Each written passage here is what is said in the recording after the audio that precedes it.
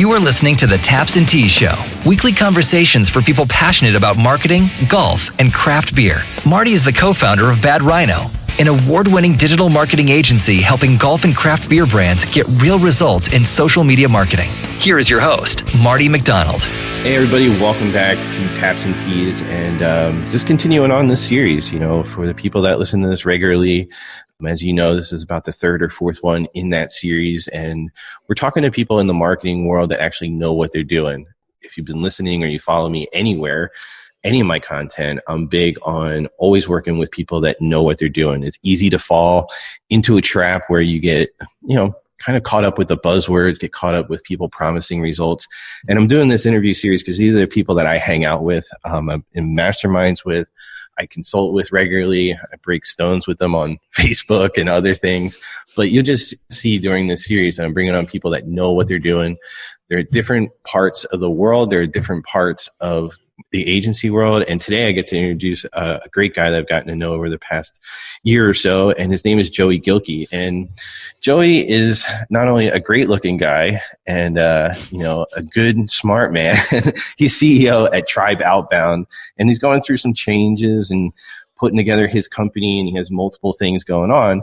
But what's really interesting about Joey is that he really dives in depth into sales. And I think that's super important for anybody listening to this, because Joey is a market leader. He's been very influential in growing some of the fastest growing companies, that hire him. He's consulted with Fortune 100 companies.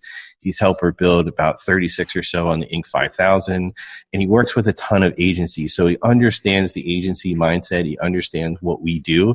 And it's super important to listen to some of the things that he's got to say, because if you're going out there and you're in golf or craft beer and you're looking to hire an agency, Joey's going to pinpoint some things that make agencies good and what he's seen there in the past. So like he says, he can blow your sales shit up. So without any more words out of my mouth, Joey, are you there? I am here, my friend. Marty Mac, what's up? How you doing, buddy? So good. Love the intro. I'm glad I wrote it. In addition to what I said, why don't you just give everybody just a quick overview of what you have going on and what you're doing? Cool. Yeah. So I blow your sales shit up. I'm kidding. I wrote that as a joke. I'm glad you read it. Yeah. So Joey Gilkey, I run Tribe Outbound during the day. At night, I run Joey Gilkey and Company, which is a new spinoff on our company. I live in the high ticket sales world. 6-figure, 7-figure, even 8-figure contract sizes. And so just the way that we approach sales is really different. I've had the privilege of working with a lot of agencies, even a lot of obscure industries like patented nanotechnology infused concrete companies, real sexy. But we come from the whole world of high ticket selling, and I like to have incredibly polarizing opinions as well. So I'm sure we'll get into some of my polarizing opinions, but yeah, for the most part, companies hire us to go after really big deal sizes. We've also made a pivot to move more towards the consulting training, helping business owners who are selling get out of the sales process and then build a sales operation with salespeople that's running like a machine internally so that they can go focus on being the CEO. That's me, for the most part. No, that's good stuff. So what do you see, like when you bring somebody on, let's just talk from the agency perspective, where are they usually lacking in sales? Is it process? Is it organization? Is it all the things? Or what do you see normally? Yeah, when it comes to agencies specifically, and if you have had the unfortunate privilege of sitting across the table from a typical agency owner, most agency owners are creative, visionary types, which has a lot of pros. It also has its downsides, especially in the sales process. Most creatives don't know how to appropriately handle a sales conversation. And when I say sales conversation, I don't mean the manipulative, trying to get around gatekeepers and trying to manipulate and win a deal. I just mean they don't really know how to usher a prospect through a sales process that's beneficial and helpful. So what I find with agencies specifically that they're doing wrong is, one, they don't know how to do outbound sales. They've entirely relied on inbound and referrals and word of mouth, which are awesome. I love those things. Those are the easiest sales to make. But they're unpredictable. You don't know when they're going to come. You don't know who they're going to come from.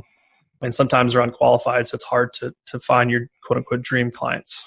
The other problem that I see is that they are trying to apply a SaaS sales model, which is a high volume of outreach with a low conversion rate because they just have to go after that many people and their ticket size are so low. We're trying to apply a low ticket volume product sales process to a high ticket, high relationship, high touch industry like marketing agency services, which are sometimes 10,000s to hundreds of thousands to even 7 figures. And that model just doesn't work in our world. So I think those are the two big problems, other than the fact that they just suck at sales usually. But yeah.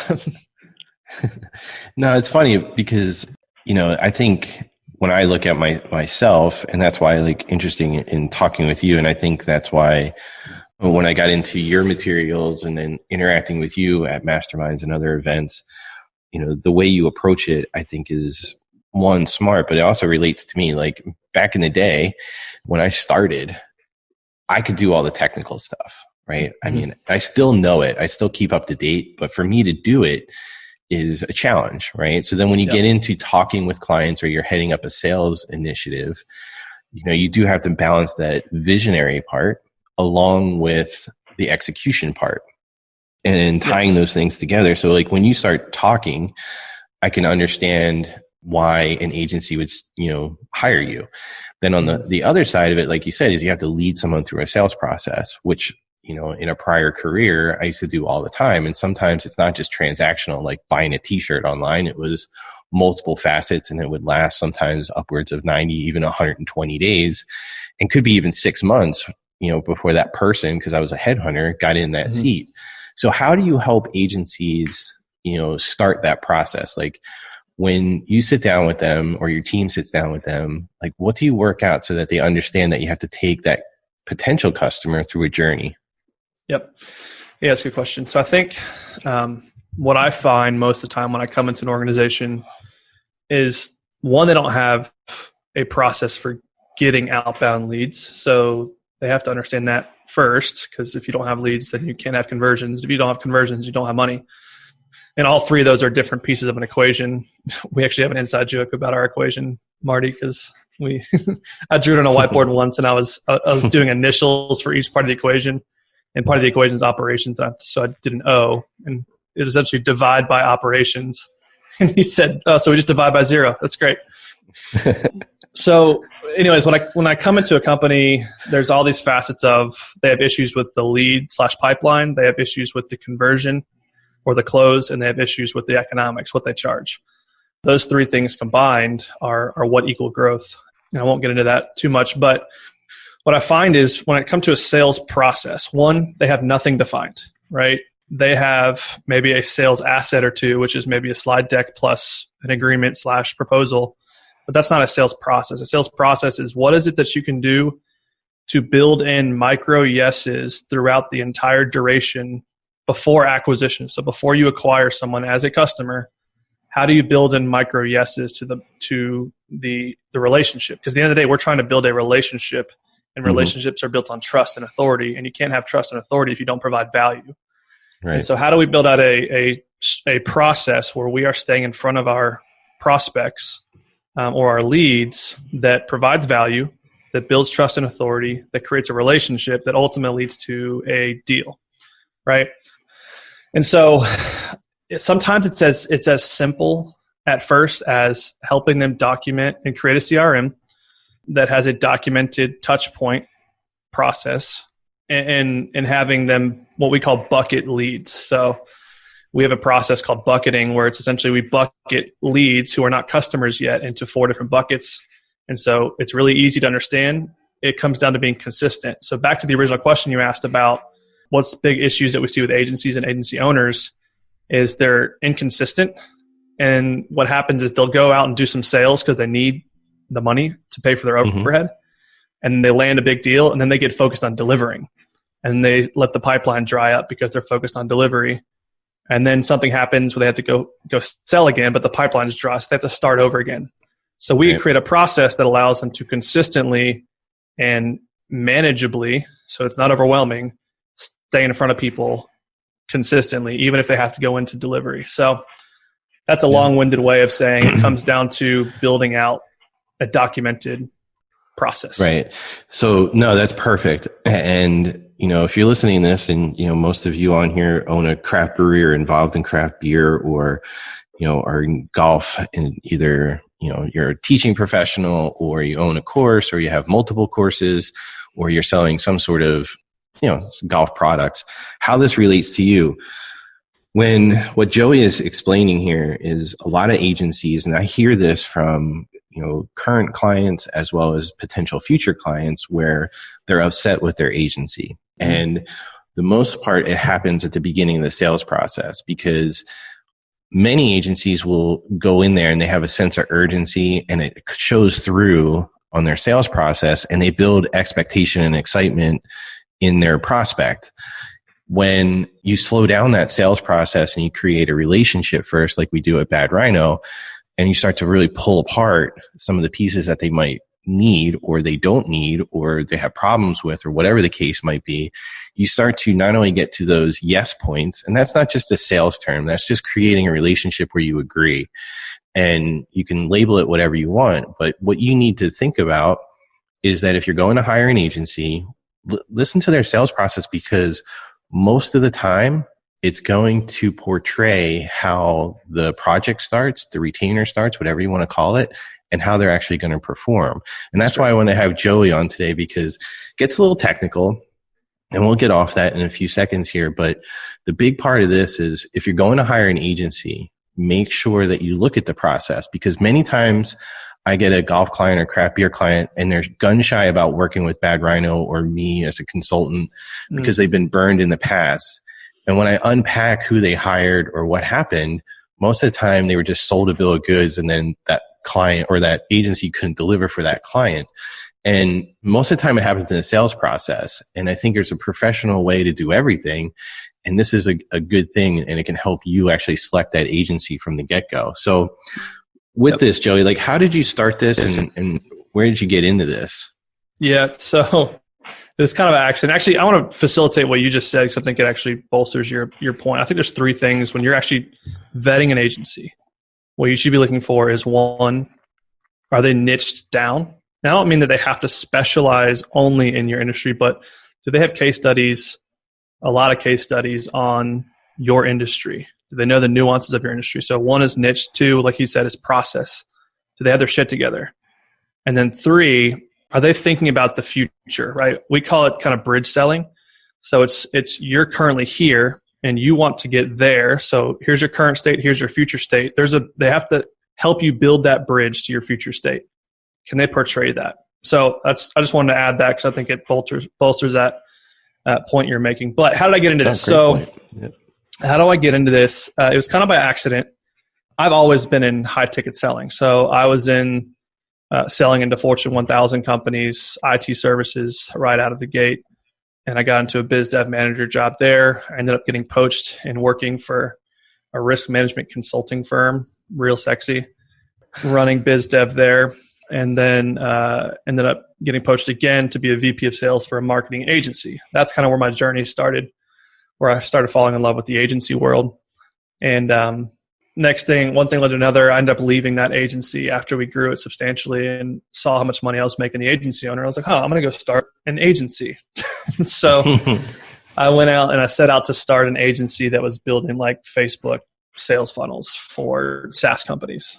And what I learned was I can sell really good. And I can get into the accounts I want to get into. I hate delivering the marketing agency services.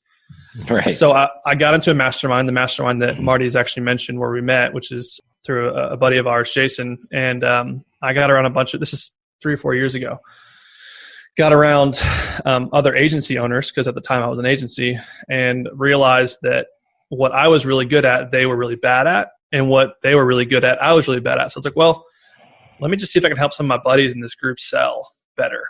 And so I kind of tested the waters. It went swimmingly well. And then I just like, well, I think I found a pain point that no one else is really knowing how to solve. So let me create a business around it. And then next thing you know, the brand started growing. It started taking off. I think for me, it was kind of back to the points we were making about having a niche. I found my niche. I found the people that I specialized in, found the people that I love to serve, people that I want to be friends with my clients. And that's why Marty and I are friends. Is I love agency owners. I love they're a little bit more visionary and creative and not so buttoned up. And so for me, it just kind of happened on accident where I just saw a problem. I found myself in the right place, had the right solution to a particular pain point that everyone was feeling.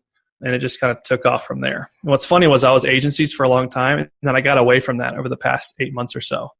And I missed it. And then I realized the impact I was having in that space. And so now we're back in it, like full balls to the wall, going back after agencies because those are our people. I think you have to really love who you serve. Sure. No, that's a great point. What do you like in the marketing industry, and what do you dislike that you see from agency owners? And I know you have a process, like you're not just going to take any client, which I think is good. Mm-hmm. But what do you dislike about that marketing agency world, or what do you find the flaws in there that you see? Yeah, there's two things I really don't like. One is we do all things for all people. Mm-hmm. I just really don't like generalist agencies because it just means when they say we do all things for all people, they would never actually say that. But when they come across as we're a full service agency for any type of business is kind of what they call themselves. Or like we do full service for B2B. Well, that's pretty broad. That's half the world. What it essentially means is we specialize in nothing. And so I think that's one thing is that I hate about this industry is they feel like they are missing out on opportunity if they narrow. And it's actually quite the opposite. You can go much deeper when you get narrow. Hey, if you're enjoying what you're hearing on the show and want more, head on over to tapsandtees.info and get our free report with game-changing tips and strategies straight to your inbox. Just enter your info and stop being stuck with no marketing plan. The second thing is this obsession that we have with productizing our service. There's nothing wrong with creating systems and processes and using technology to make yourself more efficient. But I think we've fallen in love with, there's books out there like E-Myth and Built to Sell, which have really, really good principles in them. But I think sometimes our application of those principles, those books are all about like systematizing and creating a process-driven company that removes you from the service essentially, which sounds sexy. But in the world of really high ticket sales where people are trusting you with a lot of their money to deliver results and do really high quality work, it's hard to do high quality work when you're not doing custom tailored work. In my opinion, I think the productized agencies are the ones that you will see right now. We're in the time of coronavirus, not to date this too much, but we're going to see a lot of productized industries or agencies specifically go under because they don't provide enough value. Yeah, I was just about to say that and talk about, we're at the end of April here in 2020 recording this. So we're in the middle of quarantine and just about to ask that question, but I agree with you. I will say this. So going through Jason's stuff, and he was hammering me as well as another business coach starting close to 6 years ago. Bad Rhino's been in business for 10, and they're like, you need to niche down. You need to niche down. You need to do this. And I did. So beer, craft beer, golf, and a couple others that we have pretty solid inroads in. But I will tell you this, during COVID here, being a generalist to a certain degree, we don't productize anything, but being a generalist has actually been beneficial to the agency. And what I mean by that is we don't take on anybody. Like I had a potential client, even right at the beginning of this, which kind of makes everything, lead comes in during a crazy time and you get excited. But when I was talking to them, I referred them to a friend. I was like, we're not the agency for you. I mean, we could do it, but they have better in-depth knowledge of your industry. Yep. And then there's some others that come through. Like we just signed a mass company that's been around for 12 years. And the reason they went with us was that we've been around for a while and we also knew how we could customize a solution for them. So I think you're 100% spot on. You're going to see a lot of people drop off. And then you're also going to see some agencies, expand a little bit to kind of take on some new things. But what else have you been seeing and what have you had to do in this time to keep your business rolling in the right direction? Yeah, I think that this is a phenomenal opportunity for agencies in one way, if they're willing to put in the work to go get it. But one thing that I have found, and Marty, we talked about this in our open office happy hours that we do for our company, was that larger companies are downsizing their marketing departments, but they don't want to throw marketing out entirely. So it's an opportunity for third party companies that might minimize a little bit of their overhead, but still drive results. It's an opportunity for these agencies to go upstream and go after bigger deals, because these bigger companies are laying off a lot of people that are fixed income just sitting at home, or fixed overhead for them. And now they have an opportunity to go in and find an agency who's got a bunch of specialists at a fraction of the cost. So that's an opportunity I'm seeing. And I actually don't disagree with you. Right now, I think a lot of the rules don't apply to like normal life versus coronavirus time. I think right now being a generalist does have a lot of benefits, and it's helped me think through our offers and stuff as well. We've definitely pivoted quite a bit. So we've lost a ton of revenue, and a lot of it is because we're a big line item. So when companies hire us to do like the done for you sales, so companies will hire us to actually go hunt for deals, we cost typically minimum $15,000, $20,000 a month. Right. So it's a large line item that when their customers aren't actively buying, then our customers who we sell for are essentially looking at their line item and saying, well, there's a lot of money going out and not a whole lot coming in right now. And so we get paused or we get canceled. So I think, the problem with us is we talk a lot about going upstream and whale hunting for the big deals and going after your dream clients. To an extent, that's what you should be doing, is trying to have less clients and charging more. But I think what I didn't do well was I didn't facilitate with really high margin training, consulting, coaching type of stuff, which I knew I could have been doing. I was just looking at the big numbers of some of these bigger deals, and it was making my life a lot easier. Well, in times like now, when I've lost some of those, you can imagine losing a $300,000 client or 6 of them in 3 weeks, what that does for your bottom line. I wasn't doing some of the things to facilitate. So we've pivoted. We're now going to get a lot more we're going to get more selective with those clients. So we're still going to take those on. We're still going to only have a few of them. We're still going to charge a shit ton of money for it. But we're also now really focusing on this side of the business, which is more of the training, consulting, and coaching, helping business owners remove themselves from sales and build out an internal sales operation. Yeah.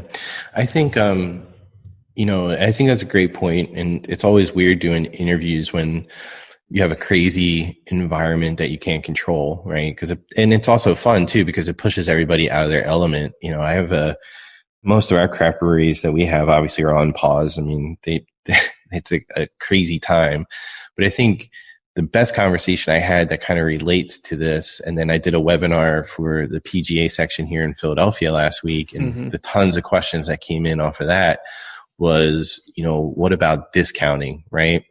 Yep. So we'll take craft beer on the first. I mean, one of our clients had their tap room, their one location does close to $100,000 a week on average. I mean, they have peaks and valleys, but on average, and whenever they do like different can releases and stuff like that, that's a huge thing to just come to a halt. Like they're making plans 6 months down the road, a year down the road, based off of that revenue and projections and things like that. Well, that just stopped. Like that just like a screeching car came to a halt.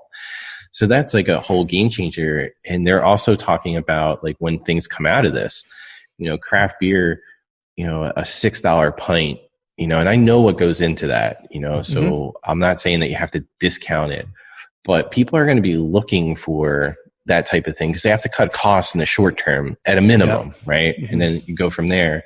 And then the golf world is like the same thing. It's like, well, when it comes back, what do we do? Do we make offers?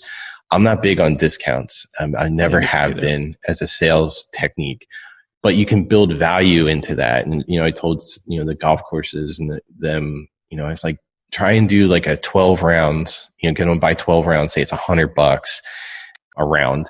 So you get that, put that on a gift card, but give them like 200 additional on that card. So say, hey, look, you can use that 200 for rounds. You can use it in the pro shop, whatever. But you're giving a value there, but you're also booking 12 rounds, which is going to be most important to you. So you have to figure out, it may not be 200 on there, maybe an extra 100, maybe, maybe an extra 500 for some courses, but you need to entice them to get back in because you just have to change that philosophy. And in craft beer side, I see them discounting some things on short term, like they're creating different brand or beer names in their brand. And it's fun to a certain degree. I mean, none of this is fun, but it's fun in an interesting way because you have to get creative, and that's how you survive, a crisis like this. Yep. So moving out of that, what's the best place you've ever been travel wise? Like, where have you gone? And just like, blew your brain, blew your mind? Croatia, the Dalmatian coast in Croatia. That's right. Dude, it's unbelievable. It is the most unbelievable place in the world.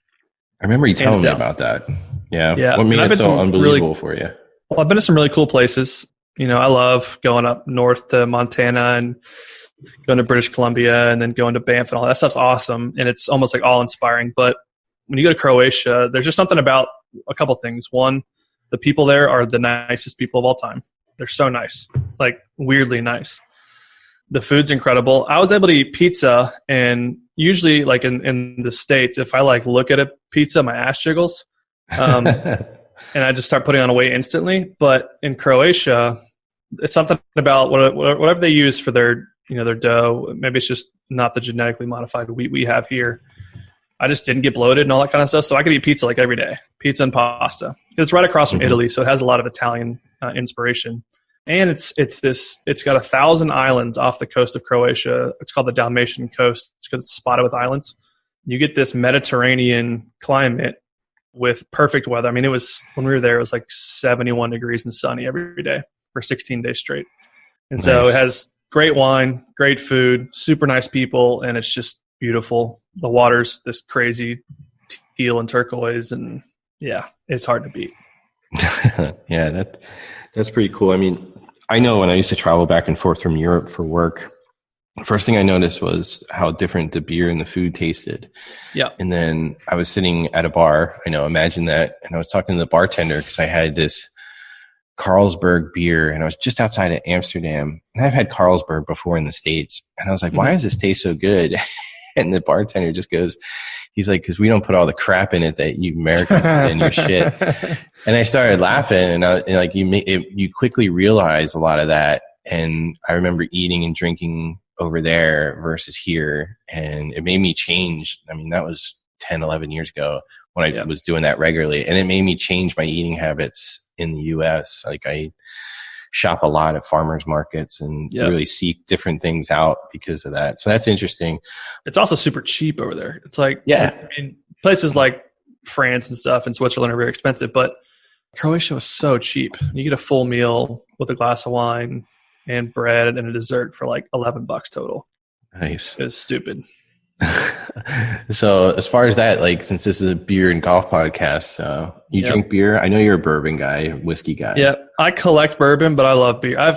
Since quarantine, I probably drink every day, which maybe I should admit to that. But it's okay.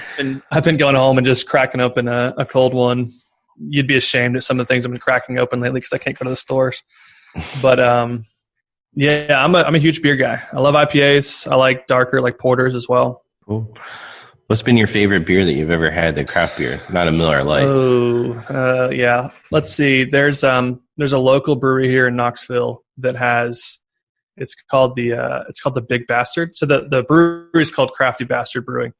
Yeah. They make some crazy eclectic beers. But Aaron, the head brewer there, is he's just super creative. He's traveled all over the world. And he has two really good beers that I love, IPAs, and the Big Bastard, his double IPA, super smooth. It's like 10.5%, and it's super good. It's got like some tangerine in it. It's really tasty.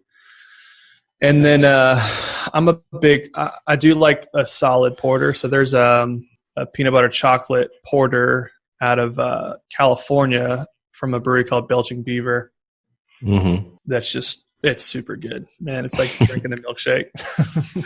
There you go. Now, I know all your athletic, days and awards and all that fun stuff are over, but you play golf at all, or? I try to golf. I think that it's the best way to put it. I try to golf. Me too. I've been trying for like 33 years or so. It's so hard, man. So for me, I'm super competitive and like hopefully not in an arrogant way, but I've always been able to pick up a sport and be pretty good at it. Like I played Division I football, I got Division I baseball offers, I got drafted in the MLB. Like all those things, I'm good at sports, but for some reason with golf, it's a very humbling sport for me. Mm-hmm. I can hit the shit out of it. It can go far. I just have no idea where it's going to land. Right. That's for most people. And then my short game is fairly atrocious, but I try to play. I'm like an upper 90s kind of guy. That's about as good as I get.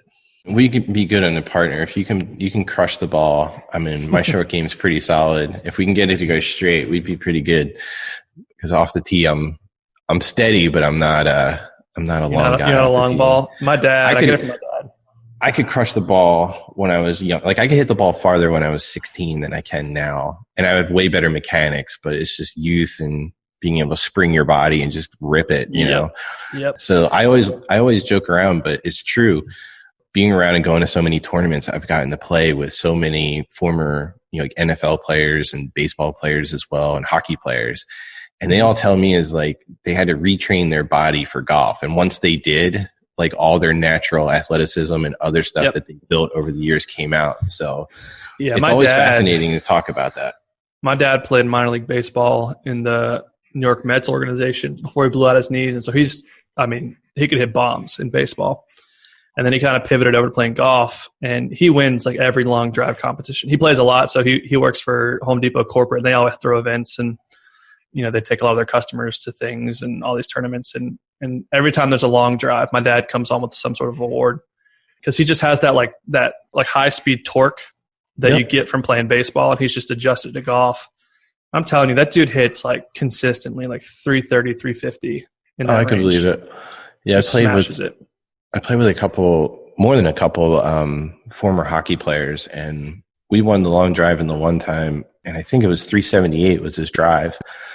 And he uncorked it. Like he's like, all right, so this is a long drive hole. And I'm like, yep. And he was just like, all right, I'll just let this one go for you guys. We'll see if it lands in the fairway. If not, he's like, I might win the long drive. And he had to cut a corner to take like a different tack to it. And he's like, I think I can put it right over there. And I'm like, dude, that's a poke. Like, I mean, we're talking like it was probably about 310 to clear where he had to go. And he just obliterated this ball. And sure enough, man, like we walked up there and we moved that stick and put the long drive right there. I mean, it's crazy. There's just something incredible about watching people who can do that. I mean, like when I love going and watching, like I used to go to the Masters every year when I was younger, and just watching Tiger's body move the way it moves, and like the amount of, it's just so fluid, but you could tell there's just so much power that he winds up. And how that ball comes off the tee is just, it's incredible to watch. It's an art. So watching those guys who can smack it around is pretty cool. Last thing I'll say about this, I played with one former Major League Baseball player, and he was really good, but he would actually miss the ball. And one of the guys in the car was after a few beers, and he was like, dude, he's like, you could hit like a 98-mile fastball that was moving. And he's like, you can't hit a ball that's sitting on the ground. And he started laughing. He's like, I know. He's like, it's in my head. And then he was a mess the rest of the round. We were on like the 12th hole, and he was carrying us in terms of distance and everything. Yep. And my buddy like makes this whole thing got in his head. I won't tell who it is, but you would know him. And I was just cracking up the entire time. I'm like, you gotta be just like this is insane, because it's such a mental game. I've seen this person perform like on TV, and it was just like, oh my gosh, but it was a good time. Anyway, Joey, where can people find you online? Yeah, I'm most active on LinkedIn. And so obviously craft beer and golf market may not be as active on LinkedIn. If you want to find out more about us and what we do, just type in Joey Gilkey, usually on Google. Our websites will show up. That sounds really arrogant and pretentious. Never mind. Just go to our website, joeygilkey.com. No, but it does work. I mean, I think in this day and age, I tell everybody that you need to be able to do that. Like if you're a craft brewery, I need to be able to put your name in and find your location. And, it's not arrogant for a person to do it, in my opinion. It's just the way the world is. So I appreciate your time, buddy. And I hope this is helpful for everybody. I'm recording these just to show you different people, if you got to the tail end of this, different people that can just kind of shed some light on, selecting an agency and what they do. So I hope it was helpful. And we'll see you on the next one, which will be real soon. Thanks, everybody. This is thepodcastfactory.com.